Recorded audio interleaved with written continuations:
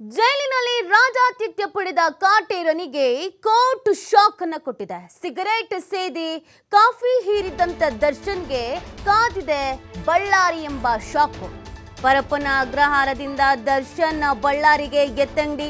ಆರೋಪಿಗಳ ಸ್ಥಳಾಂತರಕ್ಕೆ 24ನೇ ACMM court ಆದೇಶವನ್ನು ನೀಡಿದೆ. ಇವತ್ತು ಮಧ್ಯಾಹ್ನ 1 ಗಂಟೆ ಬಳಿಕ ದರ್ಶನ್ ಅನ್ನ ಶಿಫ್ಟ್ ಮಾಡುವಂತ ಸಾಧ್ಯತೆ ಇದೆ. ಕೋರ್ಟ್ ಆದೇಶದ ಪ್ರತಿ ಸಿಗ್ತಾ ಇದ್ದಂತೆ ದರ್ಶನ್ ಬಳ್ಳಾರಿಗೆ ಸ್ಥಳಾಂತರವನ್ನ ಮಾಡಲಾಗುತ್ತೆ. ಬಿಗಿ ಪೊಲೀಸ್ ಬಂದೋಬಸ್ತ್ನಲ್ಲಿ ಬಳ್ಳಾರಿ ಜೈಲಿಗೆ ಶಿಫ್ಟ್ ಮಾಡಲಾಗುತ್ತೆ.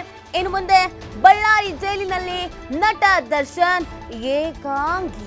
ಪರಪ್ಪನ ಅಗ್ರಹಾರ ಜೈಲಿನಿಂದ ದಿಕ್ಕಾಪಾಲಾಗ್ಬಿಟ್ಟಿದೆ ಡಿ ಗ್ಯಾಂಗ್. ಇನ್ನಿತರೆ ಆರೋಪಿಗಳು ಕೂಡ ಬೇರೆ ಬೇರೆ ಜೈಲಿಗೆ ಶಿಫ್ಟ್ ಆಗುವಂತ ಸಾಧ್ಯತೆ ಇದೆ. ಪರಪ್ಪನ ಅಗ್ರಹಾರದಲ್ಲೇ ಪವಿತ್ರ, ಅನುಕುಮಾರ್, ದೀಪಕ್ ಇದ್ದಾರೆ. ನೋಡಿ, ಈ ಪ್ರಕರಣದಲ್ಲಿ ಒಂದು ಫೋಟೋ, ಒಂದು ವಿಡಿಯೋ ವೈರಲ್ ಆಗಿದ್ದು ಪ್ರಕರಣ ಎಲ್ಲಿಗೆ ಹೋಗ್ತಾ ಇದೆ ಅನ್ನೋದನ್ನ ನಾವು ಗಮನಿಸ್ತಾ ಇದ್ದೀವಿ. CM ಮೊದಲೇ ಹೇಳಿದ್ರು ಈ ಪ್ರಕರಣದಲ್ಲಿ ನಾವು ಹಸ್ತಕ್ಷೇಪ ಮಾಡಲ್ಲ ಅಂತ. ಆದ್ರೆ ಈ ಫೋಟೋ, ಈ ವಿಡಿಯೋ ವೈರಲ್ ಆಗ್ತಾ ಇದ್ದ ಹಾಗೇನೆ ಸರ್ಕಾರಕ್ಕೂ ಕೂಡ ಅದು ತೀರ ರೀತಿಯಾದಂತ ಮುಜುಗರ ಆಗ್ಬಿಡ್ತು. ಹಾಗಾಗಿ ಆ ಮುಜುಗರದಿಂದ ತಪ್ಪಿಸಿಕೊಳ್ಳೋದಕ್ಕೆ ಕ್ವಿಕ್ ಆಕ್ಷನ್ಸ್ ಗಳನ್ನ ತೆಗೆದುಕೊಳ್ತಾ ಹೋದ್ರು. ಇದೀಗ ಶಿಫ್ಟ್ ಅನ್ನುವಂಥ ಭಾಗ್ಯವನ್ನ ಕರುಣಿಸಲಾಗಿದೆ. ಇದು ಭಾಗ್ಯ ಅನ್ನೋದಕ್ಕಿಂತ ದೌರ್ಭಾಗ್ಯ ಅಂತ ಹೇಳಬಹುದು ಅಂತ ಕಾಣುತ್ತೆ. ಯಾಕಂದ್ರೆ ದರ್ಶನ್ ಇಲ್ಲಿ ಎಷ್ಟು ಆರಾಮಾಗಿ, ಎಷ್ಟು ಕೂಲ್ ಆಗಿ ಏನೇನು ಬೇಕೋ ಅದೆಲ್ಲವನ್ನ ಬಳಕೆ ಮಾಡ್ಕೊಂಡು ಇದ್ರು ಅನ್ನೋದನ್ನ ನೀವು ನೋಡ್ತಾ ಇದ್ರಿ. ಆದ್ರೆ ಬಳ್ಳಾರಿಯಲ್ಲಿ ಇದೆಲ್ಲ ಸಿಗದೇ ಇಲ್ಲ ಅಂತ ಖಂಡಿತವಾಗೂ ನಾವು ಅಂದ್ಕೊಳ್ಳೋದು ತಪ್ಪು. ಯಾಕಂದ್ರೆ ಪರಪ್ಪನ ಅಗ್ರಹಾರದಲ್ಲೂ ಕೂಡ ನಾವು ಹೀಗೆ ಅನ್ಕೊಂಡಿದ್ವಿ. ಆದರೆ ದರ್ಶನ್ ಬಳ್ಳಾರಿಯಲ್ಲಿ ಒಬ್ಬಂಟಿ ಆಗ್ಬಿಡ್ತಾರೆ. ಇದೇ ಮೇನ್ಲಿ ಆಗುವಂತ ಸಮಸ್ಯೆ.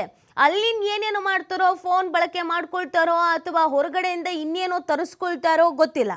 ಆದರೆ ಎರಡಕ್ಕಂತೂ ಕಡಿವಾಣ ಬೀಳುತ್ತೆ. ಒಂದು, ಇಲ್ಲಿ ಬೇರೆಯವ್ರ ಜೊತೆ ಕೂತು ಹರಟೆ ಹೊಡಿತಾ ಇದ್ರಲ್ಲ, ಅದರಲ್ಲೂ 10 ಕೊಲೆಗಳ ಆರೋಪಿ ವಿಲ್ಸನ್ ಗಾರ್ಡನ್ ನಾಗನ್ ಜೊತೆ ಕೂತು ಹರಟೆ ಹೊಡಿತಾ ಇದ್ರಲ್ಲ, ಅದು ಬಳ್ಳಾರಿಯಲ್ಲಿ ಮಾಡಲಿಕ್ಕೆ ಸಾಧ್ಯ ಆಗೋದಿಲ್ಲ.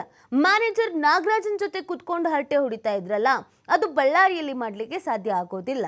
ಕುಳ್ಳ ಸೀನನ್ ಜೊತೆ ಕೂತ್ಕೊಂಡು ಹರಟೆ ಹೊಡಿತಾ ಇದ್ರಲ್ಲ, ಅದು ಬಳ್ಳಾರಿಯಲ್ಲಿ ಕುತ್ಕೊಂಡು ಮಾಡೋದಕ್ಕೆ ಸಾಧ್ಯ ಆಗೋದಿಲ್ಲ. ಕಾರಣ, ಇವ್ರು ಯಾರು ಬಳ್ಳಾರಿಗೆ ಬರ್ತಾ ಇಲ್ಲ. ದರ್ಶನ್ ಒಬ್ಬರೇ ಹೋಗ್ತಾ ಇರೋದು. ಬಳ್ಳಾರಿಯಲ್ಲಿ ಮೊಬೈಲ್ ಬಳಕೆ ಮಾಡಲ್ವಾ ಹಾಗಾದ್ರೆ ಅಂತ ಕೇಳಬೇಡಿ. ಅದು ಅವರವ್ರ ಹಣೆ ಬರಹ. ಯಾಕಂದರೆ ಕಾನೂನಿಗೆ ಗೌರವ ಕೊಡಬೇಕು. ನಾನೇನು ಇಲ್ಲಿ ಫಿಲಮ್ ಶೂಟಿಂಗಿಗೆ ಬಂದಿಲ್ಲ, ನಾನು ಇಲ್ಲಿ ಆರೋಪಿಯಾಗಿ ಬಂದಿದ್ದೀನಿ. ತಗ್ಗಿ ಬಗ್ಗಿ ನಡಿಬೇಕು, ಕಾನೂನು ಏನಿದೆ ಅದನ್ನು ಅನುಸರಿಸಬೇಕು ಅನ್ನೋದು ಅವರಿಗೂ ಬೇಕಾಗಿತ್ತು.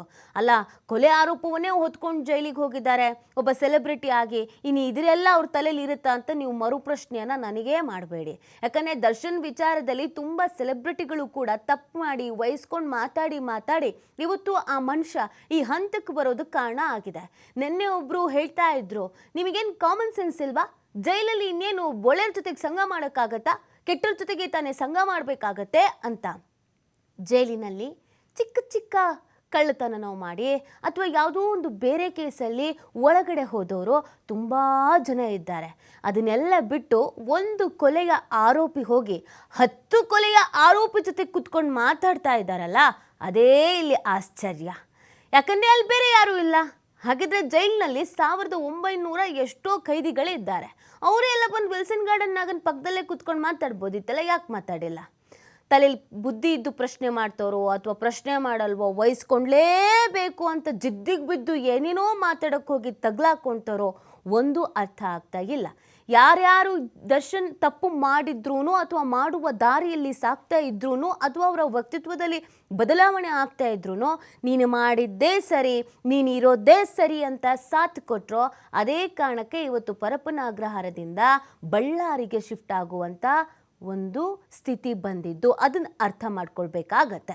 ಸೊ ಈಗ ದರ್ಶನನ್ನು ಬಳ್ಳಾರಿಗೆ ಇವತ್ತು ಮಧ್ಯಾಹ್ನ ಶಿಫ್ಟ್ ಮಾಡ್ತಾರೆ 1 ಗಂಟೆ ಸುಮಾರಿಗೆ. ಯಾಕಂದರೆ ಕೋರ್ಟ್ನೇ ಆದೇಶವನ್ನು ಕೊಡ್ತು. ಆದರೆ ಟೈಮಿಂಗ್ಸ್ ಇದೆ ಅಲ್ಲ, ಬೆಳಗ್ಗೆ ಮತ್ತು ಸಂಜೆ 6 ಗಂಟೆ ಒಳಗೆ ಅನ್ನೋದೊಂದು ಟೈಮಿಂಗ್ಸ್ ಇದೆ. ಯಾವಾಗ ಬೇಕು ಆವಾಗ ಶಿಫ್ಟ್ ಮಾಡೋದಕ್ಕಾಗಲ್ಲ.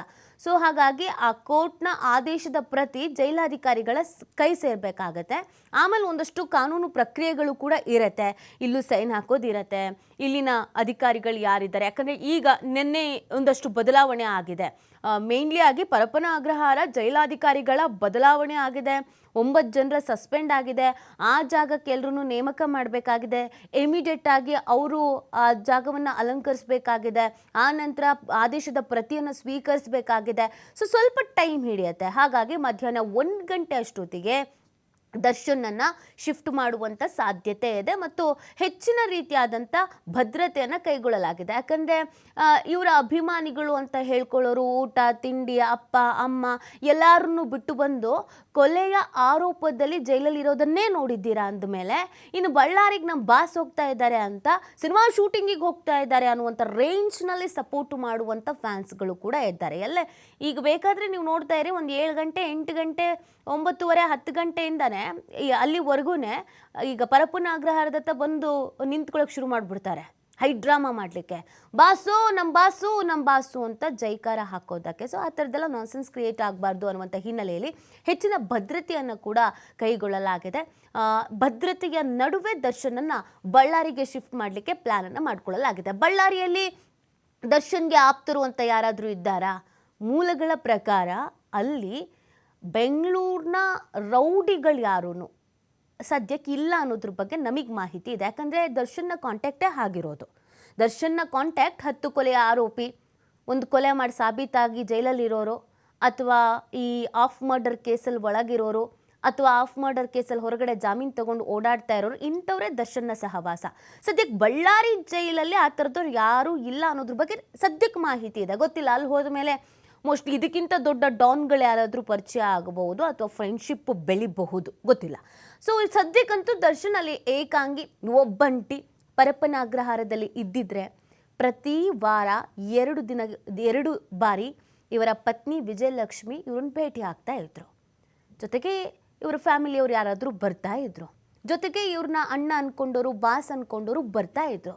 ಈಗ ಬಳ್ಳಾರಿಗೆ ಹೋಗಬೇಕು ಭೇಟಿ ಮಾಡೋದಕ್ಕೆ.